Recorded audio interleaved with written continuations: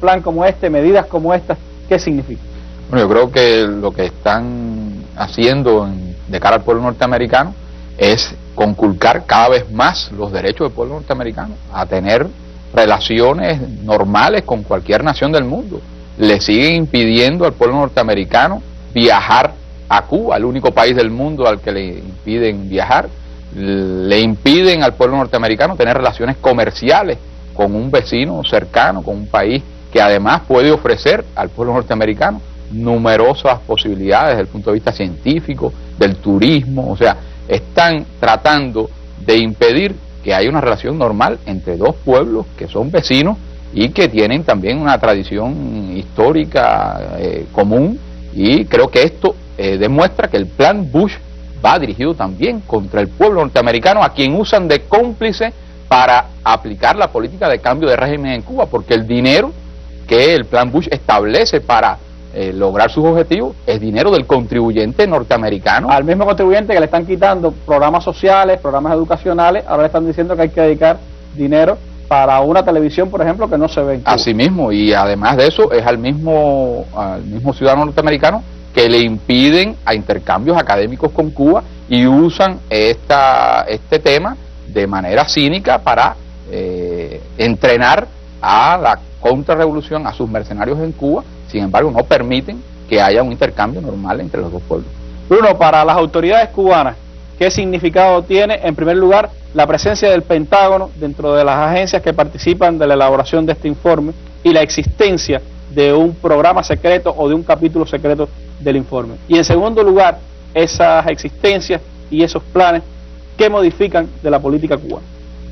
Sí, Randy, en el pasado, después de escaramuza tratando de vincular a Cuba como una amenaza química o biológica contra Estados Unidos, una amenaza asimétrica desde el punto de vista cibernético, electrónico, han quedado totalmente en el aire documentos del propio Pentágono, altos oficiales retirados de las Fuerzas Armadas norteamericanas dejaron totalmente claro que Cuba no constituye ni puede constituir una amenaza para la seguridad nacional de los Estados Unidos. No puede serlo, es totalmente insostenible que Cuba pueda representar un peligro para la primera superpotencia, ese enorme imperio. En segundo lugar, habría que pensar en que el enfoque que está dando Estados Unidos a la relación con Cuba dentro de una política de cambio de régimen presenta muchos síntomas que la relacionan con un tema de seguridad nacional de los Estados Unidos. Por ejemplo, ya aquí hay un coordinador, ahí la figura que hubo en Irak, después que hubo la invasión, después que se ocupó ese país, llegó Bremer, era aquel caballero que andaba con corbata y con botas militares, y se convirtió en el virrey, en el gobernador de Irak durante un periodo bastante prolongado. Sin embargo, ya hay un coordinador nombrado para Cuba, que es este sujeto, Caleb McCarthy, que se pasa la vida viajando, gastando dinero del bolsillo del ciudadano norteamericano, intrigando, instigando contra Cuba. Ahora está precisamente en Canadá. Sin embargo, se plantean mecanismos organizativos en los cuales se menciona al Consejo de Seguridad Nacional de los Estados Unidos, que se ocupa de temas obviamente de seguridad nacional, no se ocupa ni de temas de derechos humanos, ni de libertades civiles, ni ningún asunto de esto, sino se ocupa estrictamente de temas de seguridad nacional. Los mecanismos que existen ya en Estados Unidos, como mencionaba Aruca hace un momento, incluyen componentes de las Fuerzas Armadas de ese país, del Departamento de Seguridad de la Patria, y a mí me parece que están dirigidos a seguir trabajando la histeria, el manejo de que Cuba podría constituir en algún momento un peligro para los Estados Unidos, porque este informe significa ni más ni menos la intervención de Estados Unidos en Cuba. Es decir, este informe no se podría aplicar, ni el del 2004, ni la ley Helms-Burton se podría llevar a cabo dentro de Cuba sin una intervención directa de los Estados Unidos, que pasaría evidentemente por una guerra, pasaría por una agresión de la cual nuestro pueblo se defendería con todas sus armas. Esa amenaza, Bruno, ese intento de poner también en el tapete el elemento militar, ¿modifica en algún sentido la política interna de la Revolución Cubana, su política exterior? ¿Plantea algún retroceso frente a esa amenaza de los planes que la revolución tiene? Bueno, en este informe ya se han descrito, Peltier, Aruca, los colegas que aquí participan, han abordado muchos temas. Se ha dicho que en síntesis este informe aprieta muchísimo más el bloqueo, acentúa la aplicación extraterritorial de estas leyes que se han mencionado aquí contra terceros países en el territorio de esos terceros países. Se ha hablado de que se incrementan los fondos para la subversión, los fondos legales que son millonarios. Se ha hablado de el papel que se le concede no al honesto emigrado cubano que trabaja en Estados Unidos y en muchas ciudades de este mundo, sino a la mafia de Miami. Se plantea la creación de una coalición. El único sentido de una coalición es acompañar una intervención que tendría que ser armada en el caso de Cuba. Llega a extremos como lo que se mencionó antes. Dice, hay un párrafo en este documento que dice exactamente